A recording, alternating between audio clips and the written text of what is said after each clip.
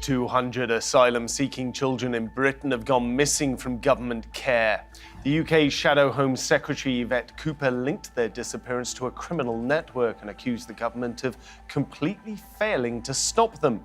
The authorities say they're trying to find the children, but is there any chance they will be found?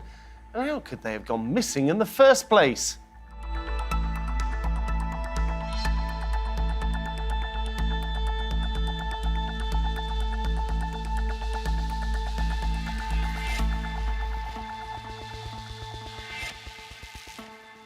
Welcome to Roundtable, I'm Philip Hampshire.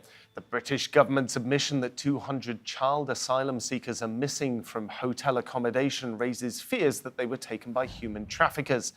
88% of those that are missing are of Albanian origin.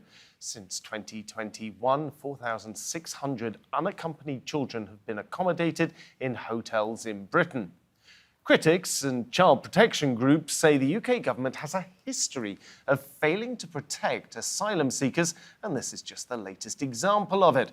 Apart from the 200 still missing, another 240 children who also arrived on their own have disappeared and have then been found again. So, is Britain a safe place for vulnerable children or not? Joining me today in the studio, we have Bharti Patel, who's an international human rights advocate and former chief executive officer of the charity Every Child Protected Against Trafficking. Also in the studio is Neil Jameson, who's director of UK Welcomes Refugees. And in Bristol, I have Daniel Sohege. He's a campaigns manager at Love 146 International Human Rights Organization, working to end child trafficking and exploitation. Thank you, everyone, for joining me today. Neil, if I can turn to you. It's very easy to get caught up in newspaper headlines. 200 children have gone missing. That's obviously incredibly serious. It's a big problem in and of itself. But if we look at it in a wider context, is this an unfortunate event or is this part of a wider pattern? How big a problem is there? It's a big problem. It wasn't a big problem 3 years ago. That's significant. Today is the third year since Britain withdrew from the EU. The EU, when we were party to it, had a system for allowing unaccompanied children to be connected to family members as if they were here. I set up a project called Safe Passage 4 years ago, specifically to capitalize on that. Mostly children come here, that may not apply to this lot, but basically to be connected to family. People come in small boats to mostly be connected to family or people they know.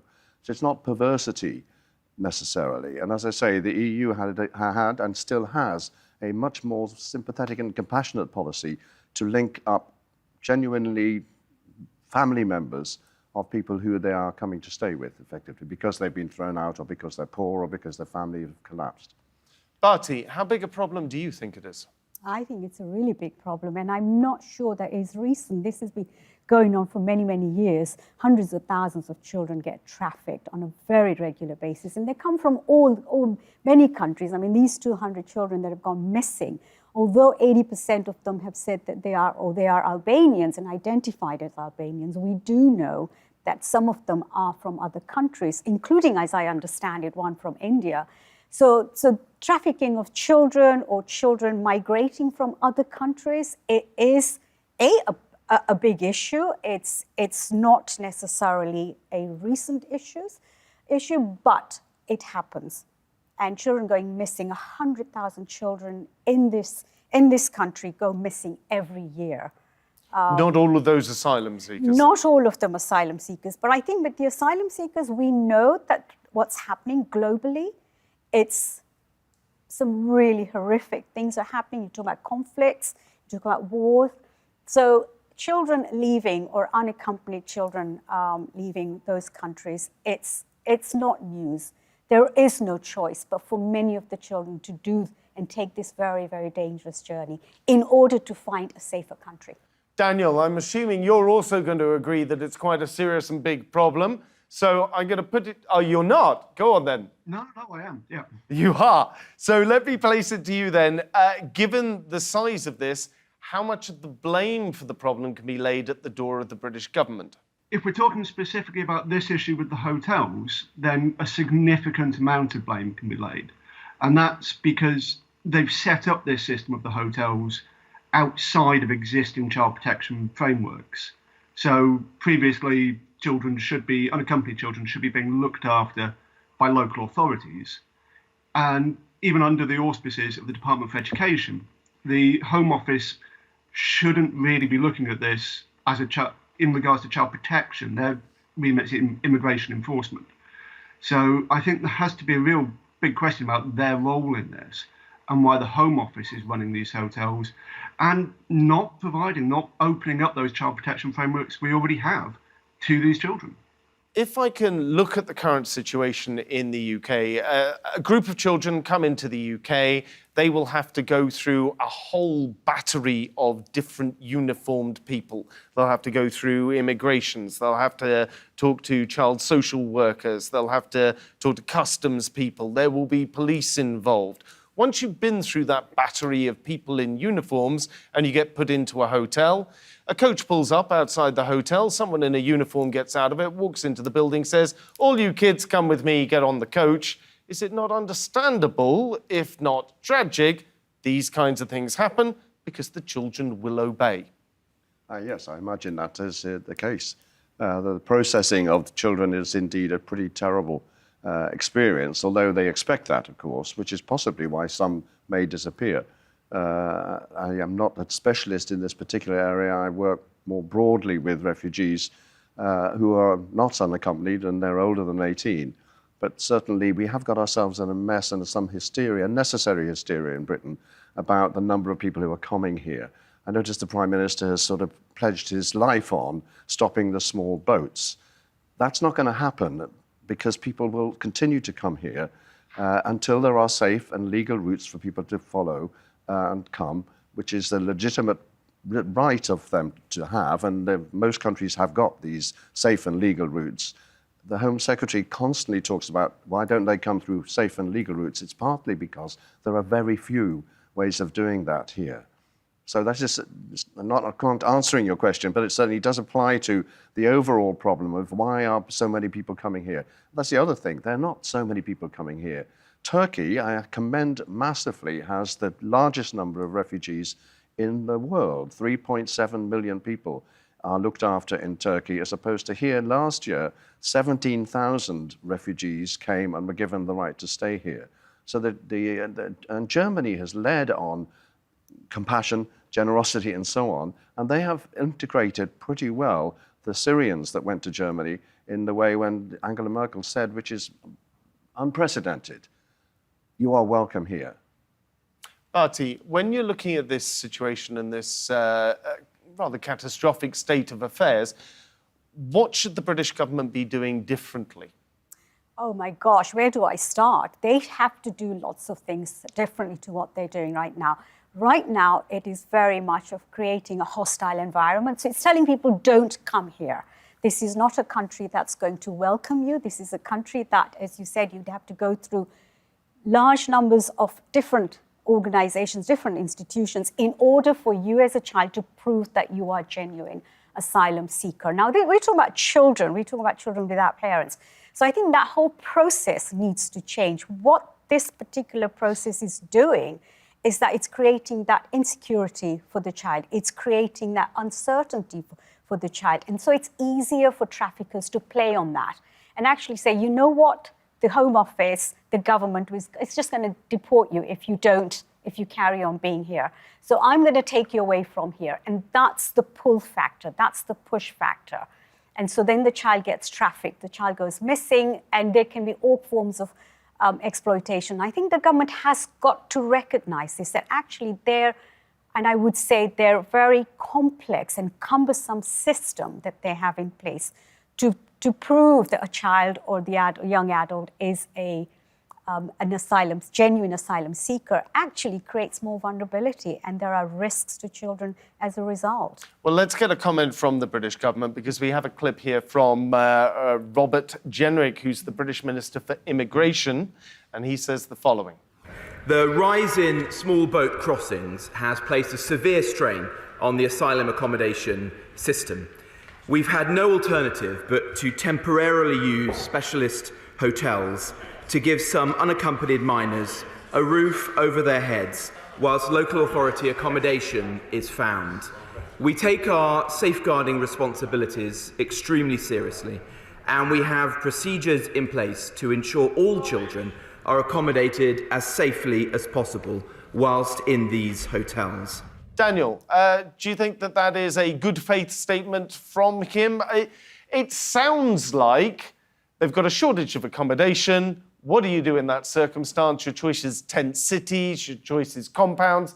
They've chosen hotels. Is that not reasonable? I don't think it can be said as being reasonable, because we're seeing an increase in channel crossings, absolutely. But we're not seeing a significant and commensurate increase in the overall number of asylum applications. Now, we're not close to the record level that we saw 20 years ago, for example, when we weren't faced with this sort of issue with the accommodation. Now, coupled with that, I will agree there is a limitation on placements within social care, and that does need investment and more people coming forward to be carers. But this increase, the backlog that we've seen over the last 7 years, has been a dramatic rise with delays in processing applications, which is leading to more people staying in hotels and home office run accommodation. But it's not linked to the number of overall asylum applications. So saying, well, we're seeing an increase in channel crossings doesn't cover the full story and doesn't show that previously other routes were being used. Now, with trafficking, for example, we're seeing an widespread reporting of the increase of Albanian young people being trafficked by channel crossings. Now, that doesn't mean there's a massive increase in Albanians being trafficked into the UK particularly. It's that they're coming via different routes. Previously, we saw them being trafficked via lorries. So it's not an overall good faith statement to say that it's because of an increase in channel crossings that's causing this pressure on the accommodation system. So where do you think the pressure is coming from then? Is it underinvestment in the system? I think it's a large part of it is underinvestment in the system. As I said, the backlog that we've seen has been growing 7 years now, and there's no other reason really for that. With the right investment, we could be processing claims far better. I believe it was about 4% of claims made last year were processed fully. So there is a huge issue with that. I said that there is an issue with a lack of care replacements, and that's investment needs to go into local authorities or organisations providing that support, so that there is available specialist places, support places for young people who are coming into the UK unaccompanied.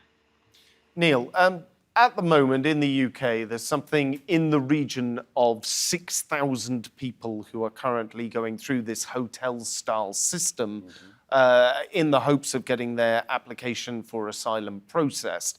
In the grand scheme of the world, 6,000 people isn't an enormous number, but if you haven't got anywhere to put them, is this not a reasonable way for the government to behave? Put them in hotels, put them in hostels. Well, I would agree with our other speakers here. That's not appropriate for children. Local authority care was much more considered. It was a sort of foster caring arrangement, but the numbers were less then. So that's pretty good. The numbers of people in hotels is very expensive, of course. The 6,000 people are asylum seekers. They're adults, effectively, over 18. There is another 6,000 as well, which is a big scandal, which is the Afghans who Britain promised to look after, who came in 2021. In August 2021, there are still 6,000 of them stuck in 80 hotels across the country, costing £1 million a day. It's sort of nobody's fault because, well, if you look at the different options there have been for civil society to participate, the Ukrainian plan has been much more successful. 99,000 people, groups of British people have received Ukrainians into their home. I have 3 people from a family living with me and my wife. It's not a bad deal, but not indefinitely, of course. So it's good to have experimented with that. I don't think it's something that's going to stay. Point being is there have always been refugees. This is not really a new idea. There will always be refugees. There will be more refugees because of climate crisis. So we have to grow up as a country and recognize that we live in a place which is not yet affected by the climate crisis, and it is affected in some ways, and that we have to have a policy for welcoming or receiving refugees because they are coming in large numbers because they can't live in the countries where they can't grow their crops, they can't feed each other, and so on. that is the case, that is happening. And also we have to remember that there but for fortune go you and I. It's just a question of luck that you have to be born in Albania or Afghanistan or what have you. We're born here, and therefore I'm arguing very strongly for us to be, as I say, grown up. There will always be refugees. What are we going to do about it? We need resettlement programs which are carefully put together. We need civil society to get involved, to share the load and the responsibility for welcoming people. We're a better country the more diverse we are. That's a reality. We don't want to be just plain white, effectively. I think diversity is the human race, and I'm delighted that is the case. So as I say, I think we have to grow up. We have to recognize that there will be more refugees in future, and we have to have better systems and more investment in those systems so that people can become good British citizens and contribute, as indeed many people who've been here a long time, thinking of the Jewish children that came in 1938, are outstanding in what they have given back to this country as a result of that generosity at that time. Bharti, in terms of safeguarding children, where are they failing? What are they doing wrong? I think they are failing in almost every area where the government has responsibility. Lack of investment in local authority care is certainly one of those failures. Lack of understanding what it is that they want to do with the refugee children, with the unaccompanied minors. So there isn't a short or a long-term plan. The immediate plan is let's just put them in a hotel with absolutely no due diligence on whether the hotels are the right places for the children. No due diligence about whether the staff have got the right skills to make sure that the children are protected. So safeguarding measures need to be put in place. Governments really need to invest in local authority care. And I think there are ways of doing this. The problem is there isn't the political will to do so. I do believe that this government is more determined to stop and deter people from coming into the country and making sure that if they are here, send them off to Rwanda, rather than actually looking at where the system is going wrong. As you said, Neil said, the refugees are going to be coming here for all kinds of reasons. So we've got to be more prepared. We've got to accept that this is going to happen, but let's be a lot more prepared than we are. Our child safeguarding policies at the moment are weak because we haven't invested in the systems that are supposed to be executing the child safeguarding policies. Now, both of you have indicated that the British government is at present, for want of a better way of phrasing it, anti-refugee or anti-asylum seeker, anti-immigration to one degree or another, on a broad spectrum of that issue. So Britain is a democracy. If the people of the country don't want more people to come in, how do you overcome that from your perspective? Well, I wouldn't blame the government, frankly. The government reflects the views of the media. The right-wing media here are hysterical. It starts with them, effectively. An irresponsible analysis of what we are facing is read by people and imbibed that these people are coming in their hordes and the language is terrible about it. And therefore, someone must do something about it. Labour is not particularly arguing differently. They also are anxious to do something about the small boats, because that's seen as a litmus test as to whether you're tough enough, frankly. So I think that we need to, as I say, grow up. We need to have a proper resettlement program. We recognize that the country is not full up. There's plenty of space. I live in Devon. I know there's plenty of space, not for lots and lots of houses, but for people to integrate. The best policy the government has, frankly, is called community sponsorship of refugees. It's a tiny little secret in the Home Office. I'm a part of a community sponsorship of 3 community sponsorship groups where groups of people can come together. It's copied on what happens in Canada, and the States has just started an amazingly impressive scheme where groups of people who are checked out, safeguarding and so on, are allowed to receive people and look after them in housing which they have to find for 2 or 3 years.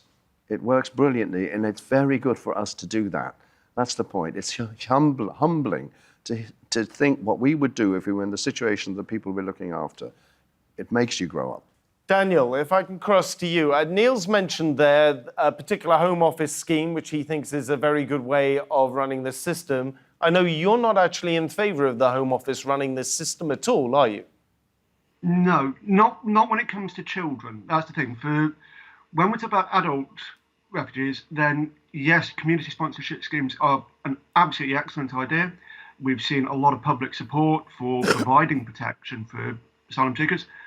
But when it comes to children, there's increased risks there. So again, we do say it does need to come under specialist protection systems, under the child protection frameworks.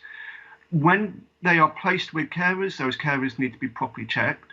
We've seen, even with reports from Chief of Prisons Inspectorate report, some staff in hotels, for example, aren't being DBS checked. So they're not being actually checked properly to the standards that we need for child protection.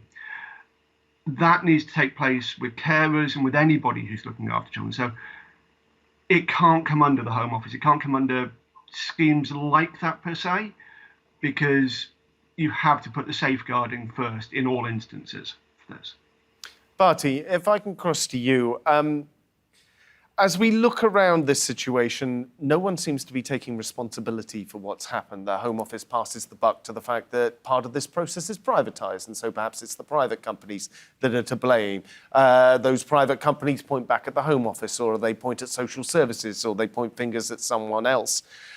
So it's very difficult to ask you this question. Who do you think the responsibility lies with, and who is to blame here, as it were?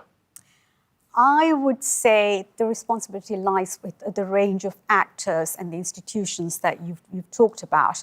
But there needs to be a very clear line of responsibility, devolved responsibilities. So every department that deals with the child knows exactly what their responsibility is and takes it from there when he passes it on to the next organisation, next body. So it lies across the board, and I think we cannot also shy away from the fact that we as public have a responsibility. We've got to be able to hold the government to account for their failure to protect the children, for the failure of the commitment and promises. We are a signatory to the UN Convention on the Rights of Children, which clearly states that children, vulnerable children, have to be protected. The government has breached that clearly, and so as a public, we really need to be able to... Who can hold them to account, though? In this case, we're outside the European Union now, in the United Kingdom. So previously, if the government got it wrong, a European Union body would probably set in and give them a little bit of a spanking for this. They're not in that position anymore. We can hold them to account. I mean, at the moment, you've got lawyers, and you know that our previous Home Minister talked to them about lefty lawyers. The lawyers are holding them to account. They are taking government to the courts of law to overturn some of the decisions. As a public, we can petition the government to act and be accountable. So we can take responsibility. We can get the governments, we can get the opposition parties to make clear statements, make pledges about what it is that we're going to do with asylum seekers in this country. Daniel, regrettably, this is not the first time a situation like this has happened. I mentioned in the introduction to this programme that 240 children who've previously gone missing have in fact been found, which is obviously a relief in that particular circumstance. So the question I want to ask you is, where are people found in these kinds of situations? Well, this is part of the huge issue, is that children who are being trafficked and exploited from this situation, it's incredibly hard to find them. Now, Sussex Police announced at the weekend that they'd located 3 children who'd gone missing from these hotels who were being used and exploited in cannabis factories. So they are going to be being dispersed by traffickers, and we know exploitation is taking place. But trying to actually find them, that is a very hard process, because as they're unaccompanied children come to the country, they don't necessarily have family links here, they don't necessarily have a mobile phone or friends.